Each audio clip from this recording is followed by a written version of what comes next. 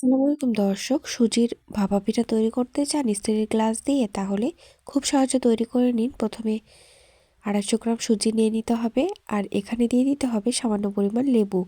লেবু দেওয়ার কারণ হলো টক দইটা না দেওয়া। দুধ দিয়ে তৈরি করে নিয়েছি, আর আমি হাফ লিটার দুধ নিয়েছি, আর এই দুধ দিয়ে খুব ভালোভাবে একটা ব্যাটার তৈরি করে নিচ্ছি।